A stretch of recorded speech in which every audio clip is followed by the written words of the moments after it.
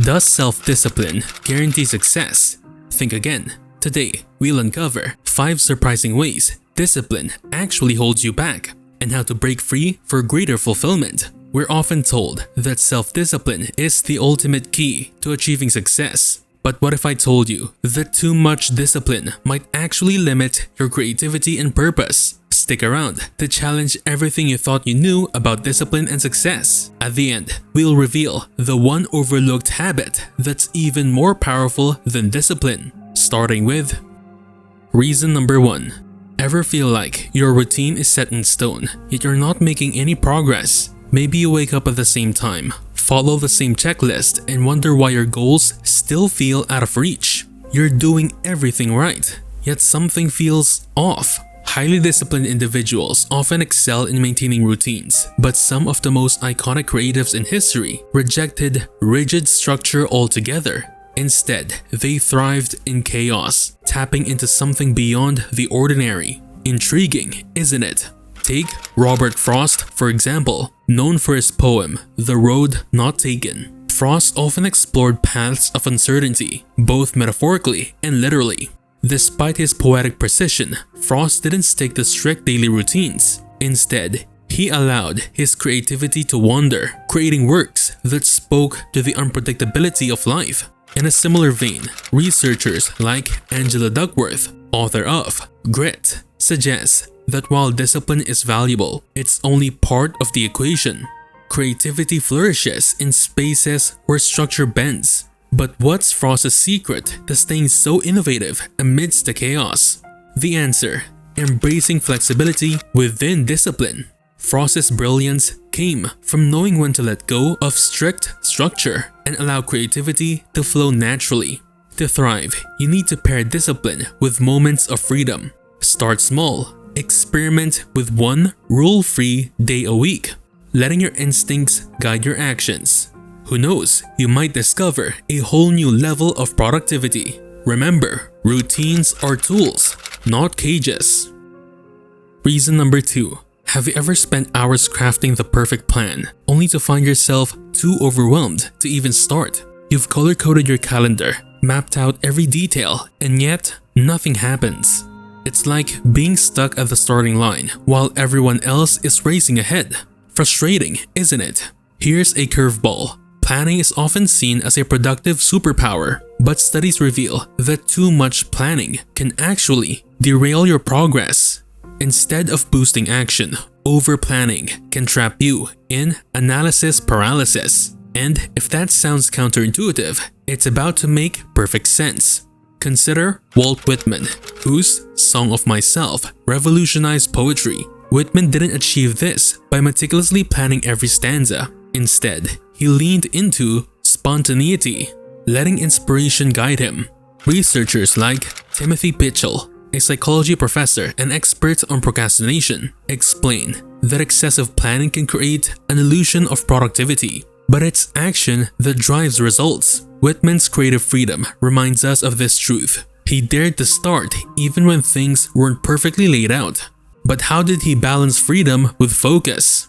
The secret: take messy action over perfect planning. Whitman didn't wait for the perfect moment. He simply began, trusting the process to evolve. You can do the same. Swap an hour of planning for 30 minutes of unstructured action. Start the project, write the first line, or take the first step without overthinking. Remember, progress isn't in the plan, it's in the doing. Reason number 3. Have you ever scrapped a project because it didn't feel perfect? Maybe it was a journal entry, a small business idea, or even an Instagram post. You'd rather not do it at all than risk it being less than flawless. Sound familiar? Here's a surprising twist. Perfectionism, often mistaken for discipline, can actually hold you back. While striving for excellence feels productive, it often creates endless delays and self-doubt. It's ironic, isn't it? The harder you chase perfection, the further success seems to drift away. Take Emily Dickinson, a poet who penned nearly 1,800 poems but published only a handful in her lifetime. Her fear of imperfection kept much of her genius hidden until after her death. Psychologist Brené Brown has studied this extensively, showing that perfectionism isn't about striving for growth, it's about fear of failure. Dickinson's brilliance lay in the rawness of her work, yet even she struggled with letting it be seen. So, what's the secret to breaking free from this perfection trap? The answer: learn to value progress over perfection. Dickinson's unpublished works remind us that imperfections can still hold immense beauty and value. Start small, share an imperfect idea, send that rough draft, or post that unpolished photo. Each step forward builds momentum. Remember, done is better than perfect. It's how success takes shape. Reason number 4. Have you ever stuck to a habit religiously only to feel like you're running in circles? Maybe you've hit the gym daily or studied for hours on end, but despite all your effort, the results don't match the grind. It's frustrating, isn't it? Here's a thought to chew on. Consistency is often praised as the golden rule of success, but sticking to the same routines without re-evaluation can actually stall your growth. Sometimes what worked yesterday won't push you forward today. Let's talk about Rudyard Kipling, the legendary poet behind If. Kipling's work is timeless, but he wasn't afraid to adapt his approach over time. Whether exploring British Stoicism or diving into deeper themes, he knew that repeating the same formula wouldn't elevate his art. This aligns with research known for her growth mindset theory, which emphasizes the importance of evolving practices rather than rigid consistency. So how do you know when it's time to pivot? The secret: consistent reflection, not blind repetition. Kipling's genius came from assessing what worked and tweaking what didn't. Apply this to your habits. Review your routines monthly and ask, is this still helping me grow? If not, adjust. Growth requires iteration, not autopilot. Remember, consistency is powerful, but reflection keeps it effective. Now, here's the point we promised, one that flips the script on everything we've discussed. If discipline is about control, could it be that true success lies in freedom instead? Here's reason number 5. Think about those moments when you felt completely alive, perhaps on an unplanned adventure or while losing yourself in a creative flow. No schedules, no restrictions, just pure, unfiltered freedom. Remember how unstoppable you felt? What if that feeling holds the key to something deeper? Here's the twist. While discipline structures your life, freedom ignites your passion. Studies from the Journal of Positive Psychology show that unstructured free time fosters creativity and innovation, leading to breakthrough ideas.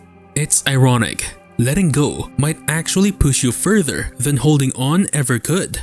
Let's go back to Robert Frost's The Road Not Taken. The poem celebrates choice and autonomy, a reminder that the paths we create are more meaningful than the ones we follow blindly. Even Frost himself thrived by embracing flexibility, exploring themes without rigid constraints. Psychologist Mihaly Csikszentmihalyi, known for his work on flow, emphasizes that freedom to experiment and adapt fuels peak performance. So how can you invite more freedom into your disciplined life? Here's the key. Balance discipline with intentional freedom. Set aside time each week for unplanned creativity or exploration. Whether it's journaling, trying a new hobby, or simply wandering in nature, this balance creates space for inspiration to thrive.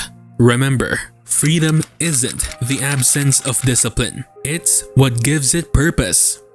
Which of these factors do you think is holding you back the most? Let us know in the comments. If you're interested to learn more about self-discovery, then be sure to watch our video about 5 productivity lies you've been falling for to learn more about the power of you. See you there.